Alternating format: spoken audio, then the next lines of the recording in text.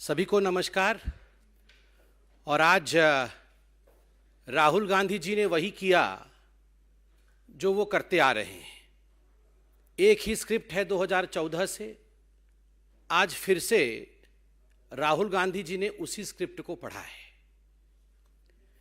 एक अपरिपक्व भाषण था।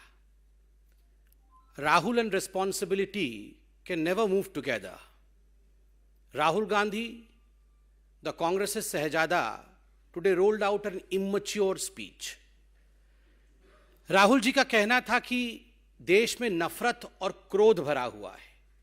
वैसे अगर ध्यान से आप लोगों ने सुना होगा तो आज राहुल जी के भाषण में नफरत और क्रोध था। और राहुल जी ने एक बात मगर बिल्कुल सही कहा। उन्होंने कहा कि नफरत केवल उसी के जहन में होता है जिसके मन में डर होता है। जिसके मन में डर नहीं, वो कभी भी नफरत को उत्पन्न नहीं कर सकता, वो कभी भी नफरत को जन्म नहीं दे सकता, वो कभी भी क्रोधी नहीं होता है। बिल्कुल सही। राहुल जी 5,000 करोड़ के नेशनल हेराल्ड घोटाले में आप और सोनिया जी बेल में बाहर है। जांच चल रही है। आप लोगों ने कोर्ट में गुहार लगाया था कि हमें बेल दिया जाए, हमें इस केस को खारिज किया जाए, उसे क्वैश किया जाए। मगर सुप्रीम कोर्ट ने भी आपके इस अपील को खारिज किया and you were subjected to trial and rightly so. स्वाभाविक है, जो लोग भ्रष्टाचारी थे, जो लोग भ्रष्टाचारी हैं और जिनको लगता था corruption is their birthright and to get away from corruption, to get away from the institutions of India is their entitlement, कि उनकी एंटाइटलमेंट है, उनके ऊपर कोई जांच नहीं होगी, तो स्वाभाविक है वो आज डरे हुए हैं। और यही डर है राहुल गांधी जो आपके भाषण में नफरत और क्रोध झलक रहा था। अगर सही बताएं तो ये रैली एक परिवार बचाओ आंदोलन था, एक परिवार बचाओ रैली थी। जिस प्रकार से नेशनल हेराल्ड केस में खुद इनके पूर्व मुख्यमंत्री, 4 बार के मुख्यमंत्री उत्तर प्रदेश के, दशकों पहले जिनकी मृत्यु हो चुकी है, उन्होंने भी नेशनल हेराल्ड के विषय को उठाया। और आज गांधी परिवार को लग रहा है कि वो संपूर्णतः घिर गए हैं, तो अपनी साख को बचाने के लिए, अपने अस्तित्व को बचाने के लिए उन्होंने इस रैली का स्वांग किया है। राहुल जी, आज भी आप पहले तो 5 उद्योगपति कहते थे, उसमें 3 उद्योगपति कम हो गए। आज 2 उद्योगपतियों के विषय में आप बात कर रहे थे। 2014 से ही आप कहते आ रहे हैं उद्योगपति उद्योगपति। राहुल जी, जहां तक आपका यह स्टेटमेंट है कि यह देश 2 उद्योगपतियों का है, बड़े स्पष्ट रूप से हम कहना चाहेंगे कि आपकी पार्टी केवल परिवार के 2 सदस्यों की पार्टी है। यह देश भारतीयों का है। आपकी पार्टी सबकी नहीं है। आपकी पार्टी तमाम कांग्रेसियों की नहीं है। आप देश की बात करते हैं। You can not share Congress with congressman today. Rahul ji and Sonia ji, in fact you have not shared, the family has not shared Congress with its own members. केवल 2 परिवार के सदस्य सोनिया जी और राहुल जी एक म्यूजिकल चेयर के अंतर्गत अध्यक्ष बनते जा रहे हैं। कोई तीसरा व्यक्ति इस पार्टी का अध्यक्ष तक नहीं बन सकता। वो आज देश के विषय में और उद्योगपति के विषय में कमेंट कर रहे हैं। बंधुगण, आज एक दुखद घटना घटी है। एक लीडर ऑफ ऑपोजिशन ने, देश के एक सांसद ने, एक पूर्व पार्टी के अध्यक्ष ने जिस प्रकार के भाषा का प्रयोग संवैधानिक संस्थाओं के लिए किया है, यह चिंता का विषय है। राहुल गांधी ने न केवल मीडिया अपितु जुडिशियरी और इलेक्शन कमीशन को आड़े हाथ लिया, तीनों स्तंभों को बिका हुआ बताया और उद्योगपतियों के दबाव में बताया। मैं पूछना चाहता हूं मीडिया से, मीडिया के बिना हम अधूरे हैं। मीडिया के बिना लोकतंत्र कभी स्वस्थ रूप से आगे नहीं बढ़ सकता है। Without media, this democracy is incomplete. Democracy can never move ahead if you do not support media, and the media does not support us. Astonishingly, the language that Mr. Rahul Gandhi used for media today was abysmally low. जिस प्रकार से media को generalise term में सबको बिका हुआ बताया गया, मुझे लगता है आज मीडिया को भी सोचना पड़ेगा कि आखिरकार वो राहुल गांधी से सवाल कब करेंगे। और सुप्रीम कोर्ट से भी आज हम from this high table of Bharatiya Janata Party we would like to appeal, your lordship, this is contempt of court. जब इंडियन जुडिशियरी को राहुल गांधी भरे मंच पे खड़े होकर रामलीला मैदान में, जिसका प्रसारण समस्त भारत में हो रहा हो, जब जुडिशियरी को राहुल गांधी बिका हुआ, दबाव में काम करता हुआ बताते हैं, तो कहीं ना कहीं the attack is directly on the constitution of India. यह भारत के संविधान के ऊपर हमला है, यह जुडिशियरी की इंडिपेंडेंस के ऊपर हमला है। और हम तो आग्रह करेंगे इसमें जुडिशियरी को सुओ मोटो कॉग्निजेंस लेना चाहिए राहुल गांधी के इस वक्तव्य का। और ये कोई पहली बार कांग्रेस पार्टी के नेता इस भाषा का प्रयोग जुडिशियरी के लिए नहीं कर रहे हैं। आज विश्व में अगर सबसे कायदे से काम करने वाली, सबसे सशक्त जुडिशियरी किसी की है, सबसे इंडिपेंडेंट जुडिशियरी किसी की है, तो वो हिंदुस्तान की है। आज विश्व में अगर इलेक्शन कमीशन ने कीर्तिमान स्थापित किया है, इतने बड़े देश में जहां हर समय चुनाव होते रहते हैं, परिपक्वता के साथ नॉन बायस तरीके से अगर चुनाव लड़वाने का काम किसी ने किया है तो हिंदुस्तान के इलेक्शन कमीशन ने किया है। ये वह कांग्रेस पार्टी है जो बार बार इलेक्शन कमीशन को धता बताती है, नाच न जाने आंगन टेढ़ा। खुद इलेक्शन लड़ नहीं सकते हैं और इलेक्शन कमीशन को बिका हुआ बताते हैं, उद्योगपतियों के दबाव में काम करने वाले बताते हैं। यह बहुत ही चिंता का विषय है और मुझे लगता है प्रत्येक हिंदुस्तानी को इसका संज्ञान लेना चाहिए। जुडिशियरी, इलेक्शन कमीशन, मीडिया को बिका बताने वाला नेता कभी भी सही मायने में नेता नहीं हो सकता। और जहां तक जांच एजेंसियों का सवाल है, भ्रष्टाचारियों को डरना चाहिए। जिन लोगों ने देश के करोड़ों रुपए का गबन किया, जो लोग आज बेल पे बाहर हैं, कांग्रेस के दर्जनों नेता आज बेल पे बाहर है because of the humongous corruption that they have committed. और स्वाभाविक है, भ्रष्टाचार किया है तो जांच होगी। इसलिए यह बताना कि एजेंसीज उद्योगपतियों के लिए काम कर रहे हैं, कहीं ना कहीं आपके अंदर के गिल्ट भाव को, आपके अंदर के ग्लानि भाव को दर्शाता है। राहुल जी, आपने कहा कि हिंदुस्तान की जो हालत है वो खराब है। राहुल जी, हिंदुस्तान की हालत आज क्या है शायद आप नहीं जानते हैं, मगर हम आपके नॉलेज को दुरुस्त करते हैं। Let me enlighten you as to what is the condition of India today. Only a couple of days ago, we got the good news that while India was celebrating Azadi Ka Amrit Mahotsav and while we were celebrating 75 years of our independence, India surpassed United Kingdom economically. Today, we are the 5th largest economy of the world. आज हम विश्व के 5वें सबसे बड़े आर्थिक स्तंभ हैं, आर्थिक जगत है। हमने ब्रिटेन को भी परास्त किया है। आज ब्रिटेन 6ठे नंबर पे है तो भारतवर्ष आज 5वें नंबर पे है। याद करिए राहुल जी, आपके समय एक ऐसा वक्त आया था जब भारत फ्रजाइल 5 इकोनॉमी में काउंट होती थी।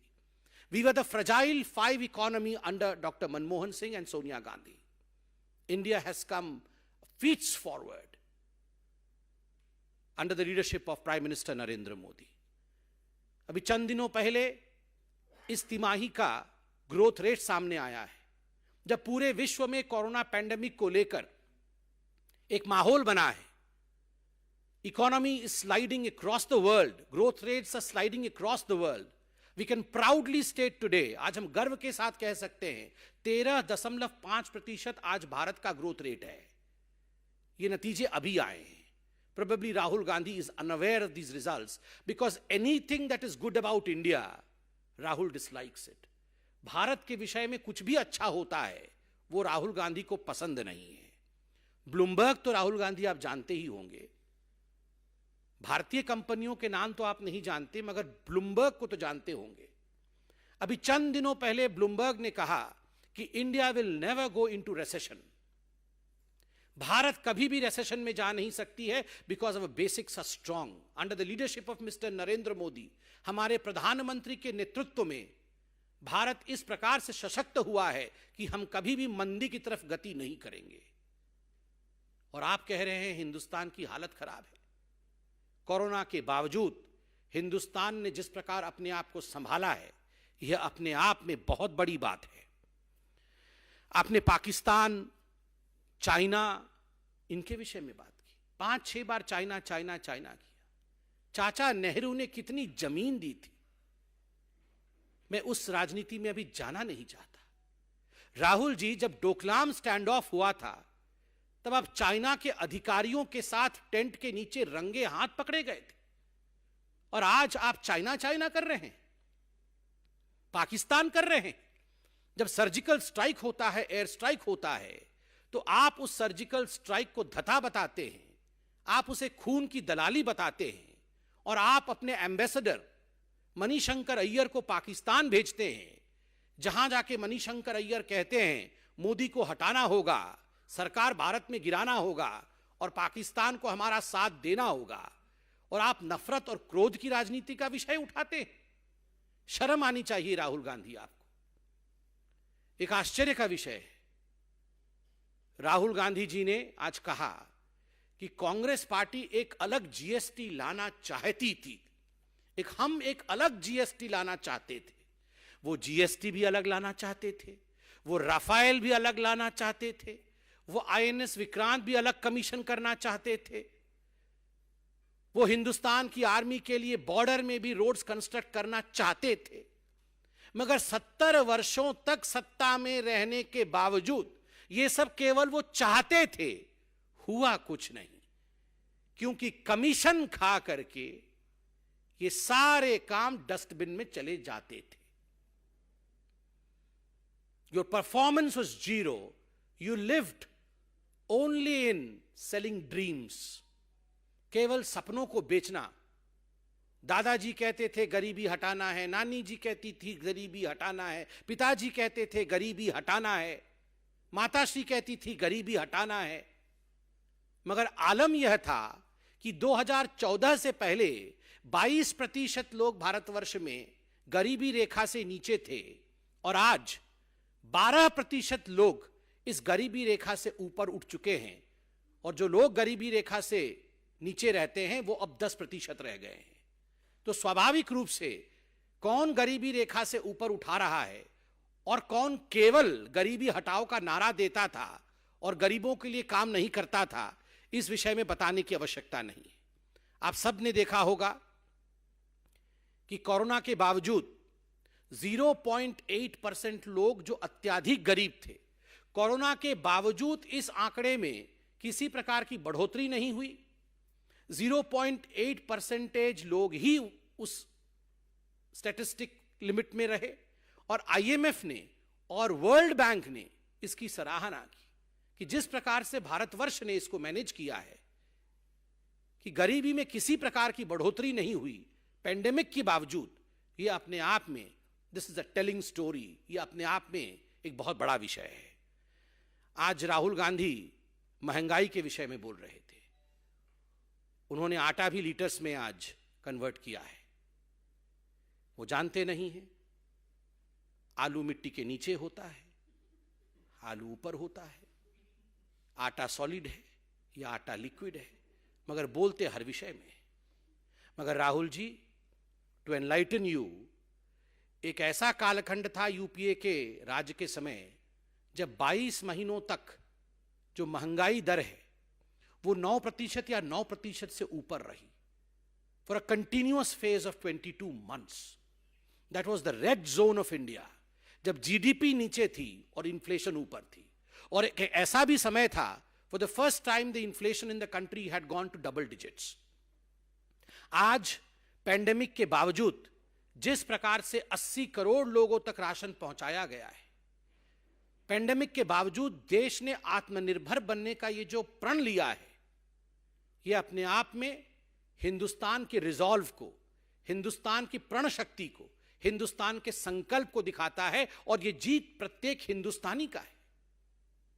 Together the government and every citizen of this country have worked to see to it that we rise above the pandemic. मैं आज राहुल जी आपको बताना चाहता हूं, जब आप कहते हैं कि हिंदुस्तान में कुछ नहीं हुआ, हिंदुस्तान में कोई पॉलिसी गरीबों तक नहीं पहुंच रही है, तो मैं बताना चाहता हूं कि पीएम गरीब कल्याण योजना के माध्यम से 80 करोड़ लोगों को मुफ्त अनाज मिला। पीएम आवास योजना के माध्यम से 3.52 करोड़ लोगों को पक्का मकान मिला। स्वच्छ भारत मिशन के माध्यम से 11.22 करोड़ लोगों को शौचालय मिला। उज्ज्वला योजना के माध्यम से 9 करोड़ लोगों के घरों तक एलपीजी कनेक्शन पहुंचा। जनधन योजना के माध्यम से 25 करोड़ खाते खुले। पीएम किसान सम्मान निधि के माध्यम से 11.30 करोड़ परिवारी लाभार्थी हुए, जिनको कि 2,01,000 करोड़ रुपए उनके खाते में 11 किस्तों में पहुंचाए गए।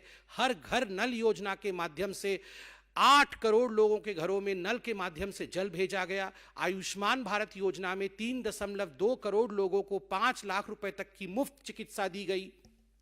18 करोड़ लोगों के आयुष्मान कार्ड खुले। 213 करोड़ लोगों को मुफ्त टीका दिया गया। 8 साल में 15 एम्स खुले। 8 साल में 200 मेडिकल कॉलेज खुले। और पीएम स्वनिधि योजना के माध्यम से 30 लाख रेहड़ी पटरी वालों को ऋण दिया गया। यह है हमारा रिपोर्ट कार्ड। हम केवल हवा में बात नहीं करते। Modi ji delivers, reforms, performs and transform, and we present a report card to the country. And that's the reason as to why, जो आपने अंत में कहा ना राहुल जी, कि जनता सब जानती है, जनता सब जानती है, तभी तो भारतीय जनता पार्टी को वोट देती है। तभी तो आज कांग्रेस खत्म हो चुकी है। तभी तो आज कांग्रेस उत्तर प्रदेश जैसे राज्य में, जहां से कांग्रेस आरंभ हुई थी, वहां आज वो अपने जमानत तक को बचा नहीं पा रही है। वाकई राहुल जी, जनता सब जानती है, and you have to be more responsible in the future. Thank you so much. कोई प्रश्न हो तो अवश्य पूछें।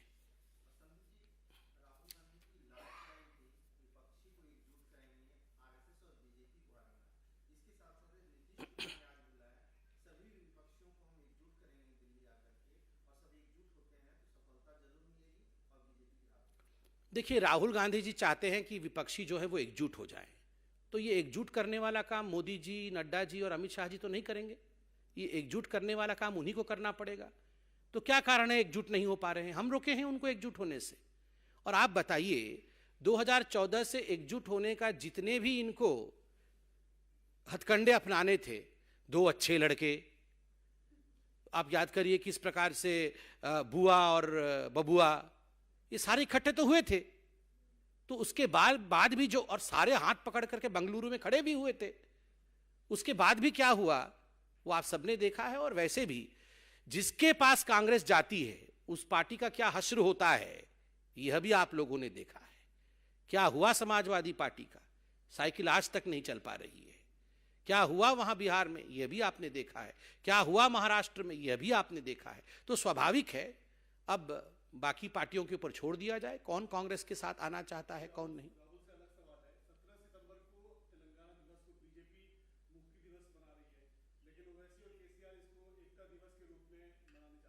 इस पे कोई कमेंट नहीं, इस पे कोई कमेंट नहीं, इस पे तेलंगाना यूनिट कमेंट करेगी। राहुल पे कोई सवाल हो तो पूछे।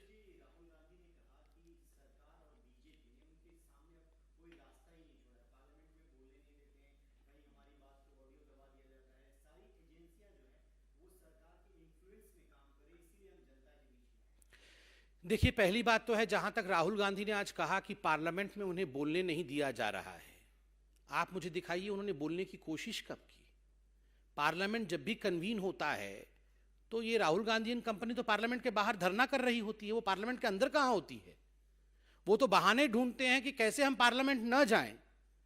और प्रधानमंत्री जी हर सेशन से पहले एक ही अपील करते हैं, और वह भी बिना किसी भेदभाव के, कि आइए मिलकर हम हर समस्या के समाधान को ढूंढे, मिलकर बात करें, डिस्कस करें, डिबेट करें। मगर वहां पेपर फाड़ना, वहां जिस प्रकार का व्यवहार आज राहुल गांधी की पार्टी कर रही है पार्लियामेंट के अंदर, the disruptive modalities that the Congress party has adopted inside parliament, वो हमने देखा है। और कभी कभार राहुल गांधी बोल भी लेते हैं तो लास्ट में खुद ही आंख मार करके खराब कर देते हैं।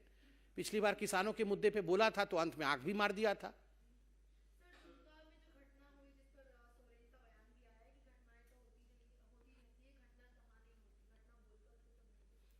नहीं, देखिए, दुमका में जो घटना हुई वो बहुत ही संवेदनशील घटना है। हम सबको इसके प्रति बहुत ही संवेदनशीलता के साथ अपने वक्तव्य को रखना चाहिए। अगर सोरेन साहब ने इस प्रकार का वक्तव्य दिया है तो मैं इसका खंडन करता हूँ। ये बहुत ही गलत विषय है, इस पे उन्हें माफ़ी मांगनी चाहिए। ये इस प्रकार से घटना होती रहती है, हुआ तो हुआ, ऐसे भाषा का प्रयोग उचित नहीं है। Thank you so much.